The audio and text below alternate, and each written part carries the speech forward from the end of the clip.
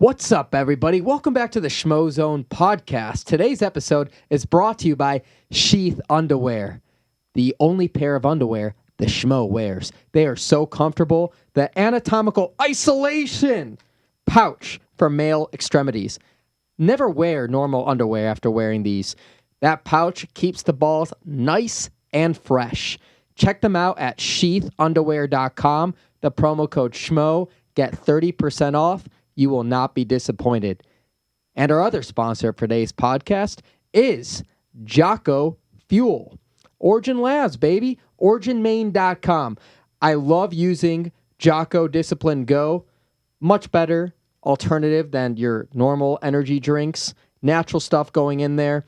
And I love their protein. Their whey protein's great. I love their pre-workout. And they got great stuff. Clean supplements. Check them out. 15% off using the promo code SCHMO, OriginMaine.com, OriginMaine.com, promo code SCHMO, 15% off. Good, clean products. Let's start the show. 1, 2, 3, 4.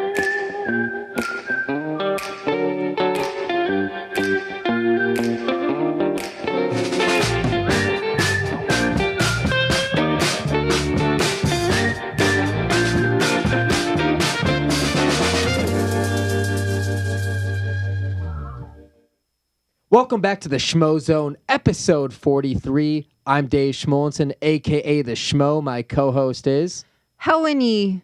Sports. Keep your eyes on the game. And yes, they are on the game. Loaded show today. Thanksgiving weekend.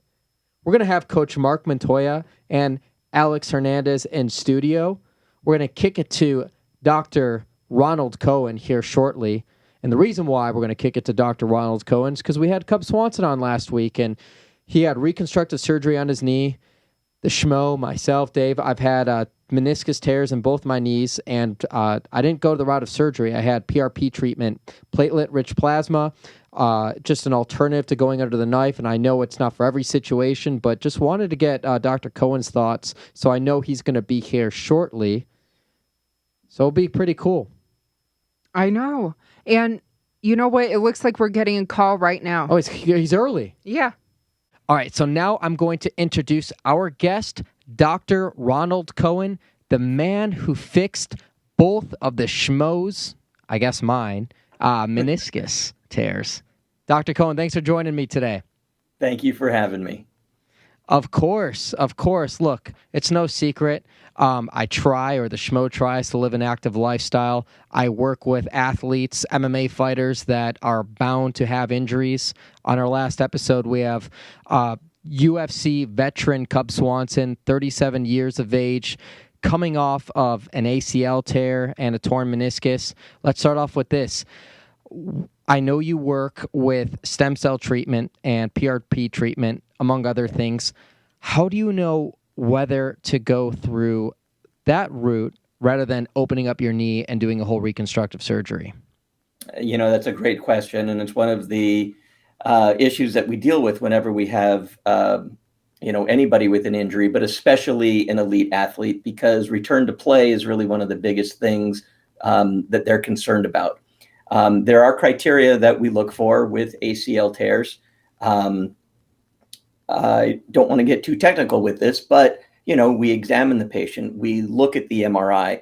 If we see any intact fibers, we feel that we have a pretty good chance of actually repairing that with a percutaneous, meaning non-surgical approach, and really try to avoid an open surgery, which, has its own complications and has a really long rehab rate. These are elite athletes. They want to get back into the game. They don't want to have to go through a year of rehab before they even get back in the ring.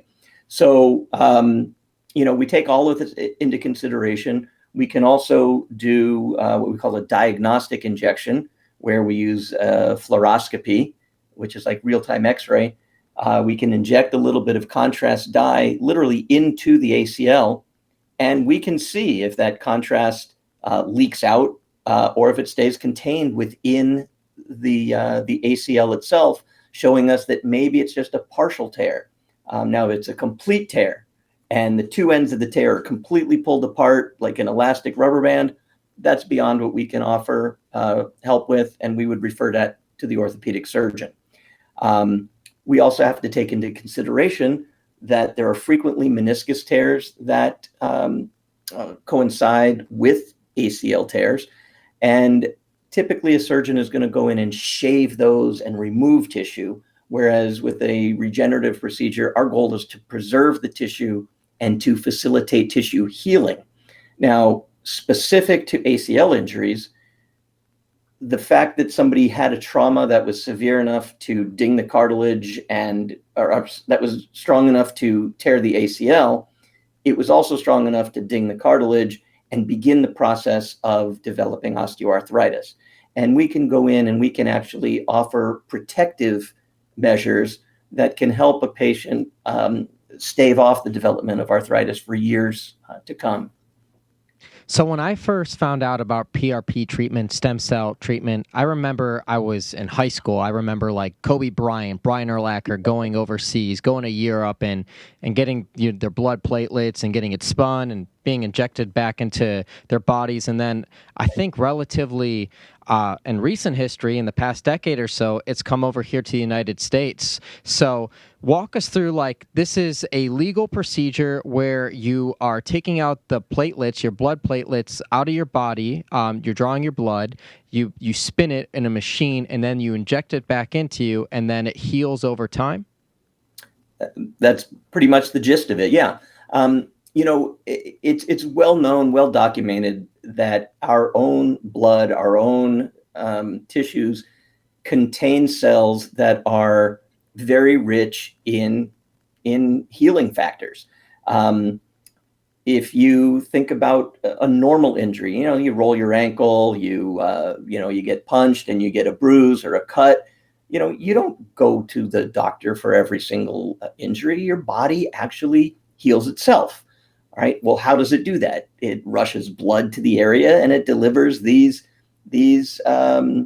growth factors and healing factors directly to the area in need. So that's essentially what we are doing. We're taking your own growth factors and we're harvesting them from your blood or from your bone marrow. We're concentrating them, and then we are very precisely placing them in an area of need and asking them to do what they would naturally do. And that's really, in essence, what it's all about. With PRP, which is platelet-rich plasma, we're using the power of the blood cell called a platelet, which has something called platelet-derived growth factor within it. And we deliver it right to the area of need, and it releases those growth factors, and it stimulates the healing cascade.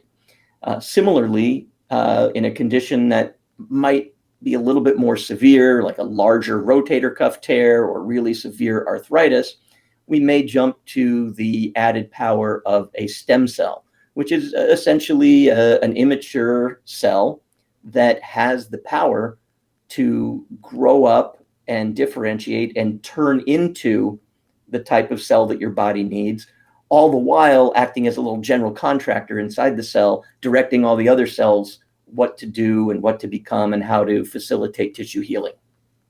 Well, you definitely helped me out a lot. I remember when I tore those up, we did a couple of rounds of injections. I know it took at least 6 weeks before the first injection, the second injection. I'm an active triathlete. I remember I got to do some work with Manny Pacquiao afterwards. And Dr. Cohen, you really helped me out. Where can our audience find you? Tell us where we can find you and book an appointment if they need some help. My office is in San Diego. We can be reached at coastalregenerative.com, or you can call us at 858-345-1055. Excellent. And before I let you go, one last thing. Look, I want to get your thoughts on CBD and using CBD as a recovery method. Yeah, I think there's a lot to be said and a lot of good things to be said about CBD, to the point where I've started carrying it in my clinic and offering it to patients. We're still learning kind of how and why it works. But what's really important is that it does seem to work, and there don't seem to be any adverse effects that are associated with it. For a lot of our procedures, things like anti-inflammatory medications like Motrin or Naprosyn, they can really interfere with the effectiveness of a treatment. So we don't want patients using those.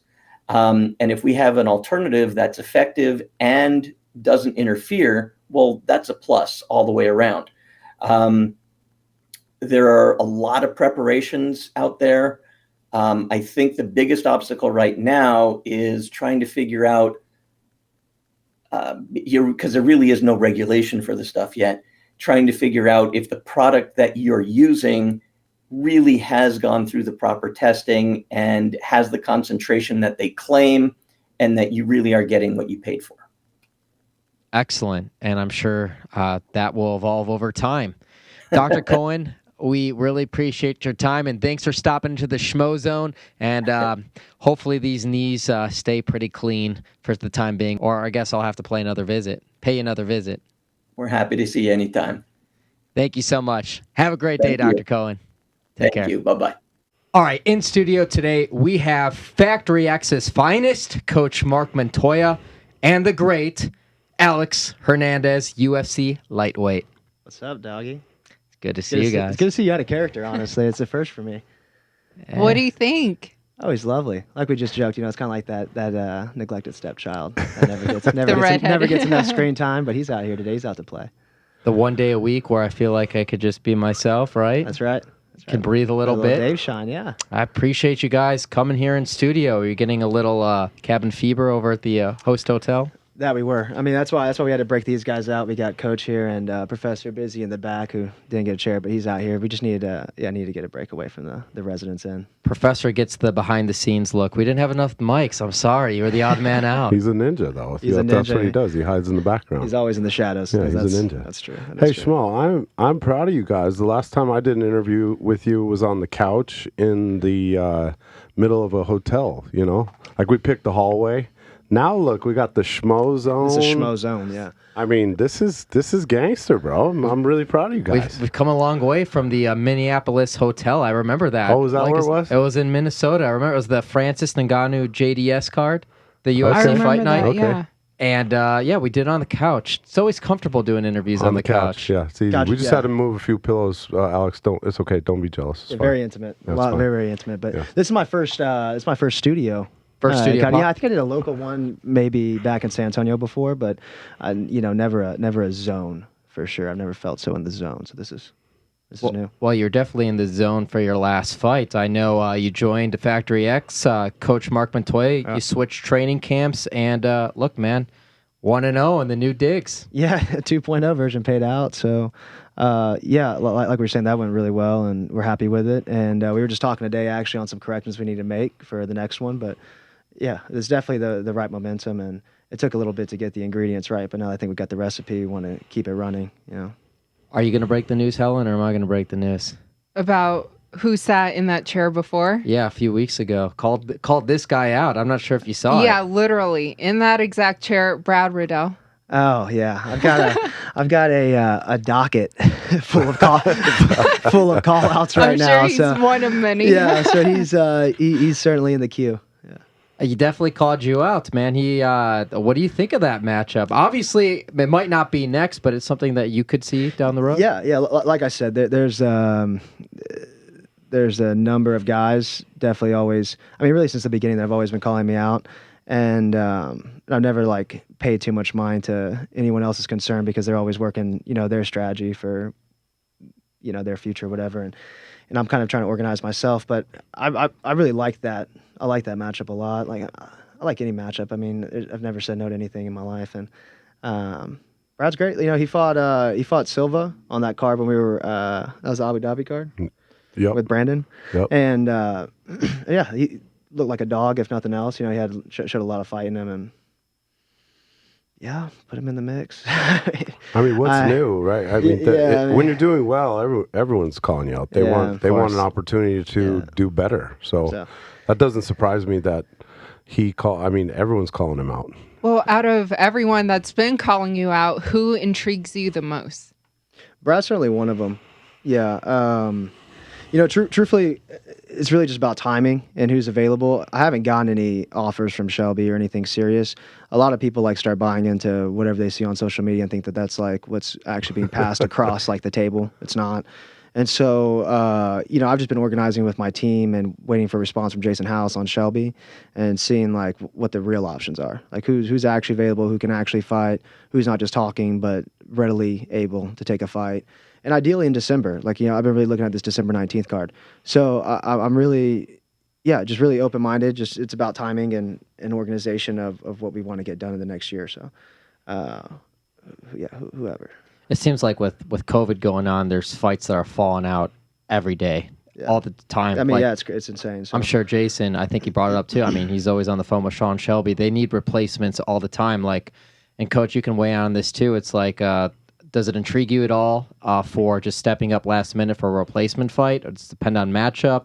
Or is there something specifically you guys are working on right now and leading into this guy's second fight with you guys? Well, I think with the whole thing with COVID and the coronavirus, the whole thing, the biggest thing that we had to do is make an adjustment. I mean, we made an adjustment to where you're not getting 8, 10, 12 weeks camp. We're not in camp. We gotta just stay ready, because essentially the UFC gave us opportunities to jump on and none of them had a long duration. I mean, I've only had a few fights since May, since they went back to work, meaning the UFC, where we had more than a few weeks to get prepared technically. So, we, as a coaching staff, we got together and talked about that and said, hey, in order for us to take advantage of this opportunity, we got to change how we're doing things. And then we also have to mentally speak to our fighters and our team about where they're at. Mentally, you're not getting camp type fights. You're getting opportunity when opportunity comes up, and you have to stay locked in and ready. And so diet, training, PT, all the stuff that they would typically really focus hard on inside of a camp, they've got to do consistently. And it's hard to do that because mentally you can potentially fatigue out. And so it's a fine balance, but our team has done an amazing job this year, and we're having a phenomenal year because of them adapting to that, and us adopting the philosophy of we got to change something here. Yeah.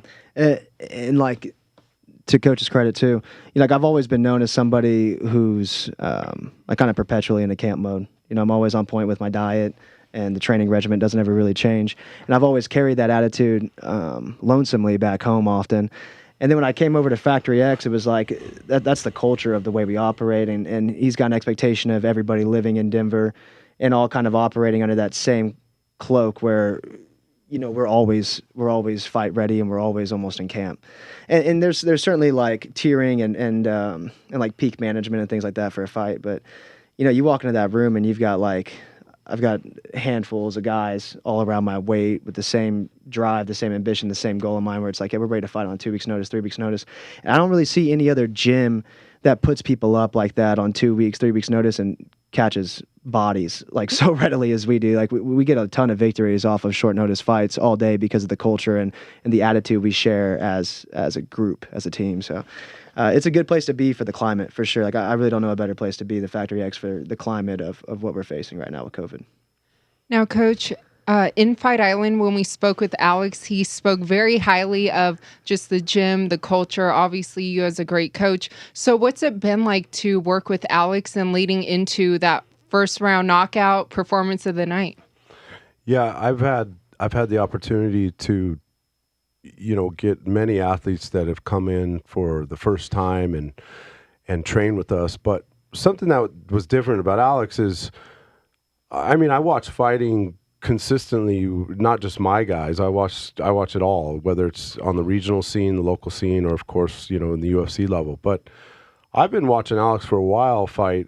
From his LFA days, obviously into the UFC, and he always seemed like he was cut from the same cloth type kid. And I didn't know that for a fact because I'd never met him. But anytime I talked to Jason House, because he manages him, Jason's like, yeah, you'd love that kid. And I said, well, if there's ever an opportunity to train him, I would love that opportunity. And so when that came about after his fight after Dober, we started talking, and then he actually, I encouraged him to go to other gyms too. I didn't say, hey, just come here.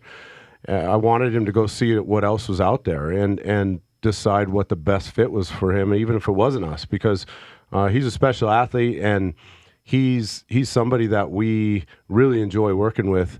And once we got him in the room, I was like, oh yeah, this is my type of kid. So, and he went from Denver to actually Arizona and checked out some stuff there, and liked all those guys there. It's just, timing and fit is the most important thing when you have any type of relationship. And in our coaching staff and our team, it just seemed to fit him the best for what we're doing. And, leading up to that, it's always a little bit nerve-wracking when you go into that first fight with somebody new on both ends, because, his expectation is, man, I want to change and be better. Our expectation is, we're going to help you change and be better. And it's gone both ways for me before. But for the most part, we've had a lot of success doing that. And to watch him transform, I was just telling him today, actually, I said, I respect him a ton for what he did inside of the 4 months of our preparation.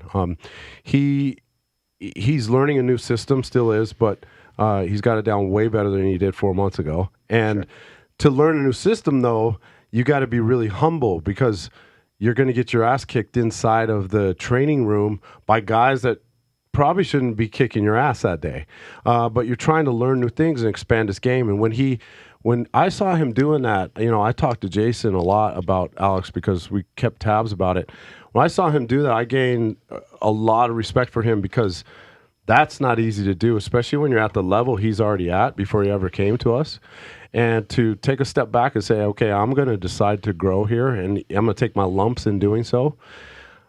And there were lumps. Yeah, a lot. There were lumps. And there were some frustrating days for sure, and I'd watch him. But I'll tell you what really sets him apart from a lot of people is, I would say to him, hey man, how we doing? He would say to me after practice, even if he did well or didn't, but even when the most important thing is the days he didn't do well, he would say, I'm still the baddest motherfucker around. And I was like, okay, sweet. Now I got the kid that I thought I had, and I definitely now I know he's that kid. And so myself and the coaching staff and the team, we were ecstatic when we saw that. And so it's been such a pleasure. And then to watch him go into the fight and just say, okay, coach, I'm going to submit to you in the sense of your system and process, put all the weight on my shoulders, which I love, like, let's go.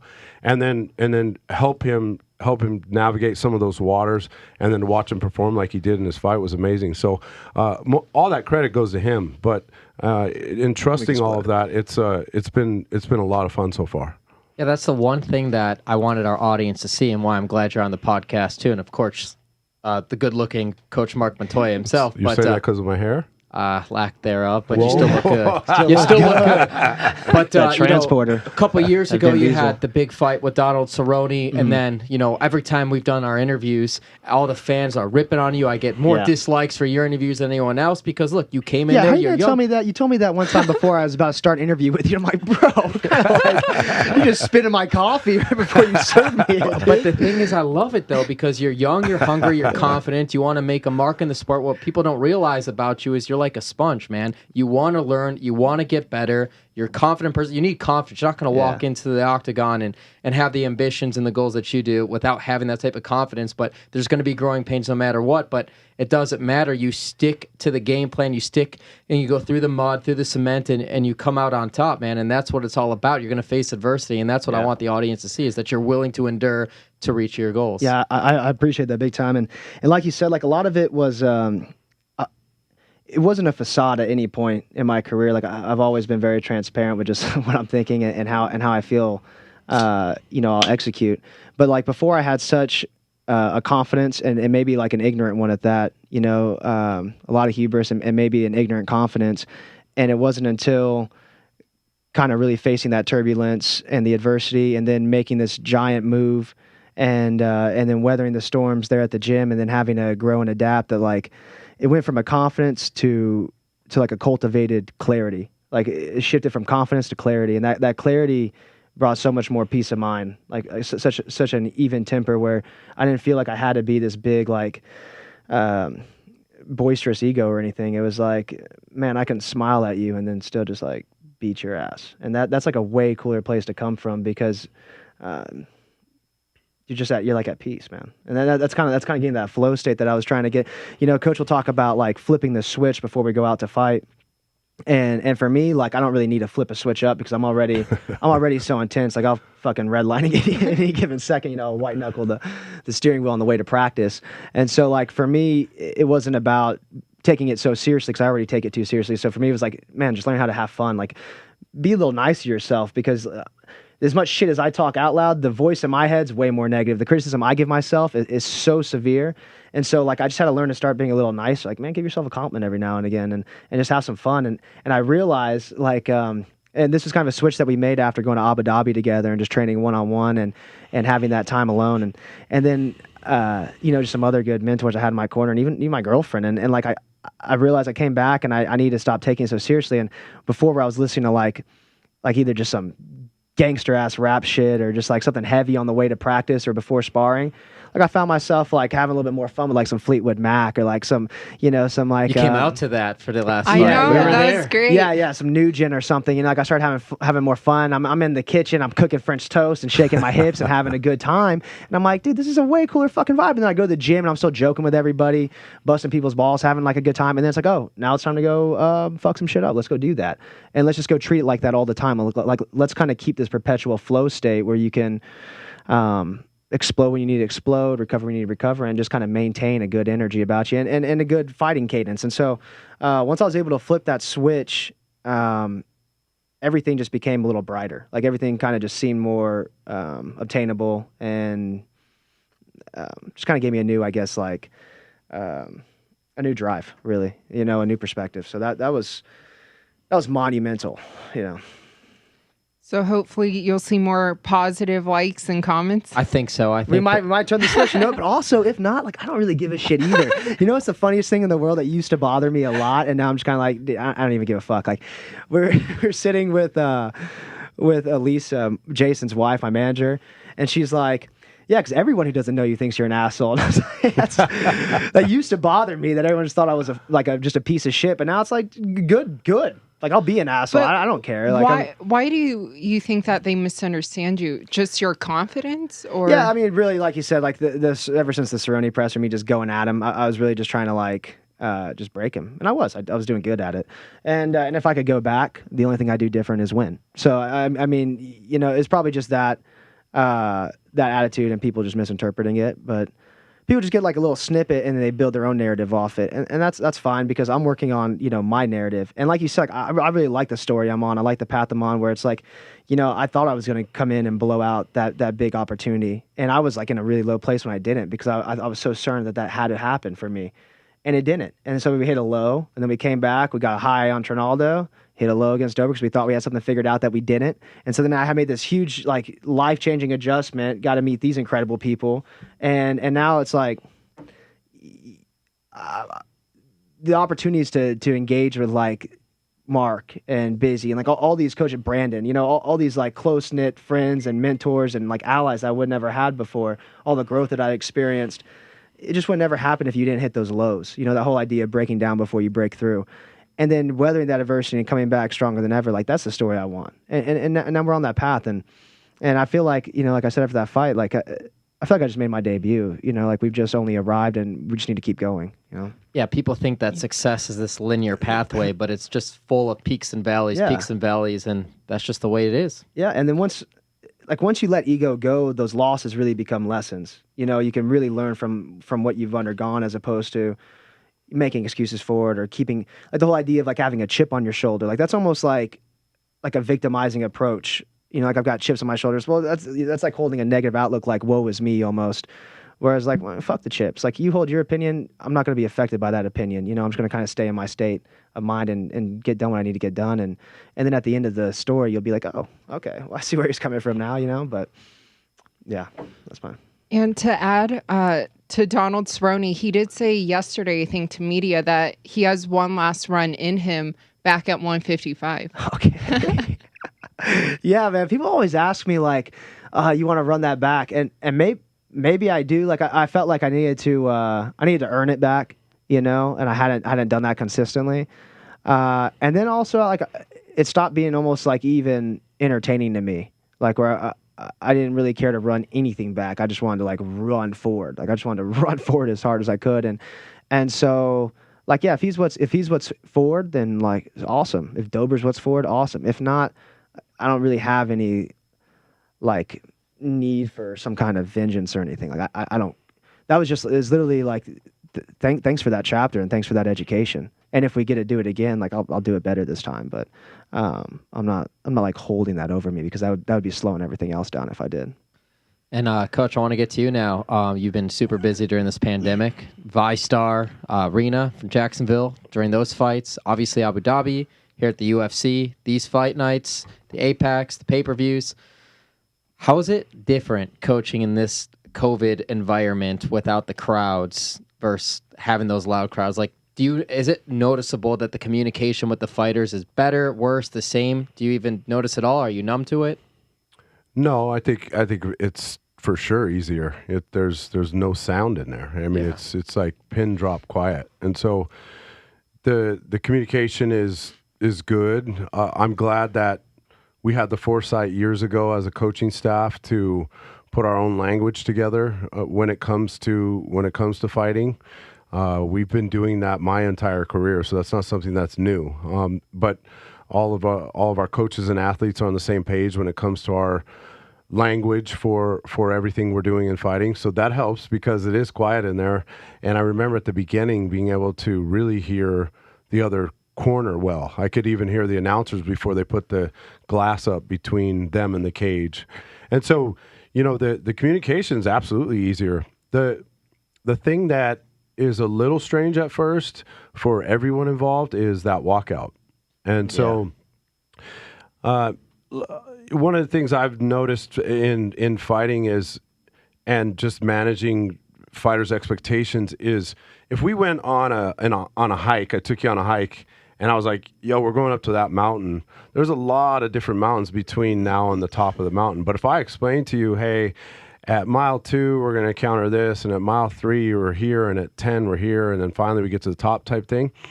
And if we navigate you through that terrain, you're able to manage expectations. And then when I tell you, hey, Alex, before you walk out, man, it's going to feel even quieter than sparring in the gym. And it's going to, there's going to be this weird silence, and it's going to be a little odd. So if we navigate that terrain with them before we get there, because of our experience, it's paid dividends, because the fighters have been able to at least mentally see it, and it's not this big surprise where you think you're at the top of the mountain and you're not, and you're like, oh shit, and you keep hitting these false summits, and then you get these weird things that happen internally. And so, that's that part of it is just taking, again, some foresight from myself and the coaching staff, and then relaying that to the athletes, and then also just from experience, knowing, if we're able to help navigate these guys mentally, physically, they're going to be on point. And I'm sure hearing the other coaches calling out their instructions, the human chess game differs a little bit, because now you can hear what they're saying, you hear what the announcers are saying too. How has that evolved your coaching right there on the sidelines too, outside of just giving your fighter their instructions? Well, the announcers I just block out, so they're they. Not that I don't hear them, but for the most part, they're calling the fight. Now, right. The other coaches, now that's something that for sure we will stay in tune for. So if they're just speaking regular, type combinations or takedown or whatever stuff on the ground, then we could key into that. So we've made an absolute effort to be able to pick that up if possible. But that's not our number one goal. Number one goal is to stay on our track and communicate with our athlete and then have that back and forth. When Kraus fought actually in Abu Dhabi, he actually yelled back to me, "What did you say?" And but he and I have been working for many years together, so we have that kind of synergy. And he was like, I think he said, say that again type thing. And I was like, and so I repeated it to him. And so we have that synergy, and he has that comfort. And yeah, I think the other thing is in the room, when we're training at Factory X, just that high intensity, that high feel of, you can't treat, I always try to preach these guys, you can't treat sparring day and fighting day different than you treat Monday. Mm-hmm. We don't spar on Mondays, so it's got to be the same attitude. And like Alex was talking about, one of the things I noticed about him is he just didn't seem like he's having a lot of fun fighting. And he and I talked about that a lot. I said, man, you need to have some fun. Like, this shit's way too hard to have so much pressure and like this feeling, And so, and I could say that to him, but it doesn't matter if he doesn't adopt it. And of course he did. And so, but I think the COVID thing's been great for us. I mean, as a team, we've been killing it. And so, yeah. And we'll adapt again. I mean, that's why we've been successful for as long as we have, is whatever changes that happen here at the beginning of the year or the first or second quarter of next year, whatever, we'll adapt again, and we'll make sure we're on the cutting edge, and we'll make sure that we're successful. Now, Alex, I know there's been some fighters that said they kind of prefer the no fans in attendance so they can hear their coaches, or even I think one of the fighters said they could hear DC calling in, and it kind of helped them in a way. But for you, what do you prefer? Like, do you miss having fans? That last experience was so, it was just, the whole thing was so beautiful. And like, I really like the Apex, just the aura of it. It's kind of an intimate setting. It's almost like more incandescent lighting than like the bright, like LED kind of lighting, like in a hospital or a school or something. And so I really like the groove there. And then, like Coach was saying, being able to respond to the language, which I'm not on that Krause status where I'm like, I'm that keyed in. I'm still working, one thing at a time. But I really enjoy it. But also, you miss the fans, and like I'm really excited to kind of be making these changes during this period, so that way whenever the fans are there, I'm ready for them. Because really, I don't know if I was ready for the fans before. I think I let them play a lot into the angst I already had, or if not angst, just the adrenaline that I was dumping. I think I let them play into that too much. So this has kind of been like a really beautiful transition period where it's like we're getting work done, but we're almost getting it done in the shadows. And then, hell, we have more viewership than ever. But you know what I mean? Like getting it done almost privately, and then when the fans come back, I'll be ready to command the fans instead of the fans command me. I'm going to turn my super fan on because I know you guys got to get over to the PI and train a little bit, but something that's intriguing me, and it's not really discussed, we talk about the GOAT, we talk about all these different things, Jon Jones moving up to heavyweight, Adesanya going up to 205 against Blachowicz.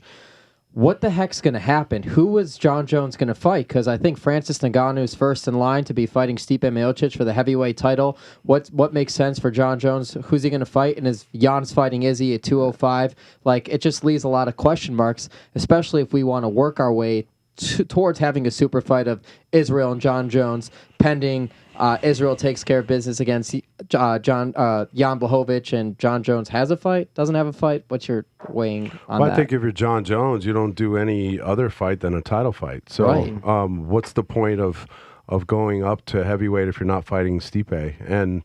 Or if they're going to have Ngannou fight Stipe first, I don't think that makes that much sense. I think again, I'm not the matchmakers, and they do a phenomenal job. But from my perspective as a coach and a fan, is Jon Jones and Stipe, if he's going up, if that's really what he's doing, because he relinquished the 205 belt, right, then that should be the fight over Francis first, hands down. I think for sure. Okay. I mean, who's beat Jon Jones? Right. And I do believe he is the GOAT. Something a coach from San Antonio, Jason, said, Jones is the only guy who's beaten almost like 3 generations. Of top combatants or even champions, and nobody else has done that. So for a guy who's completely undefeated, he's got that one if he lost. Yeah, right. As far as we're concerned, it's a win. Yeah, it's a win. Yeah. It's destruction. And then to go up to heavyweight, it only makes sense for him to get that super fight, and especially when you look at like the history of people making similar moves, far less qualified or even just slightly less than what Jones is. there's no reason why he wouldn't. And Stipe is by far the most. That fight excites me so much more than Francis Ngannou versus Stipe or Francis Ngannou versus Jones. Jones versus Stipe is a thrilling idea. And I think having the perspective of having to game plan and train for Jon Jones, when Anthony Smith fought him. Yep. One of the most daunting tasks I've ever had as a coach is looking at Jon Jones. It's crazy. He's a fighter nobody wants to fight. He's very unpredictable, and he's got amazing technique. His IQ is high. He trusts his coaches. He's got you could say whatever you want about him off the mat. Everyone has their opinion there. But in the cage, in the octagon, he's one of the best I've ever seen do it, not only from a TV screen, but live when I've seen him fight other fights, but also when I was coaching against him. He's a phenomenal, one of the best ever for sure, if not the best in that we've ever seen in that octagon. And so, and I know Stipe really well. I was actually his coach for The Ultimate Fighter. I was Stipe's coach on The Ultimate Fighter show when he and DC were on there. And I know Stipe really well. And Stipe is a phenomenal athlete and such an amazing dude.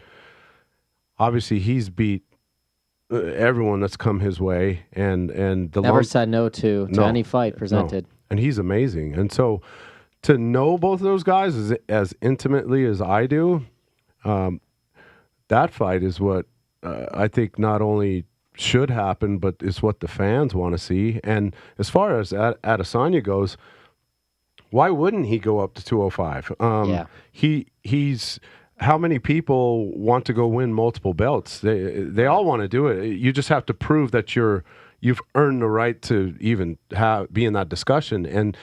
And Adesanya's done that, and who's going to question whether or not? Now, the question I have, though, for Adesanya is because at 205, there's a big jump. I've done it with Anthony, power-wise, body-wise, the whole thing. Adesanya is an amazing fighter, but is that jump to 205? Is that too much? And is the power too overwhelming there, or is that size body on top of you or against the cage on you? Does that stifle what Adesanya is so great at? So because of those questions, you want to see him fight at 205. You're like, okay, man, let's see you do it. And Jan is a big 205er, by the way. He's a thick biscuit for sure. And as like a less critical thinking coach, I'd be so stoked for that. And I got Adesanya too. I like Jakovic a lot, but I think if Adesanya fills that weight out, he's taking that strap home too. If Adesanya and Jones fought today at 205, who would you take? Johnny all day. I got Jon Jones.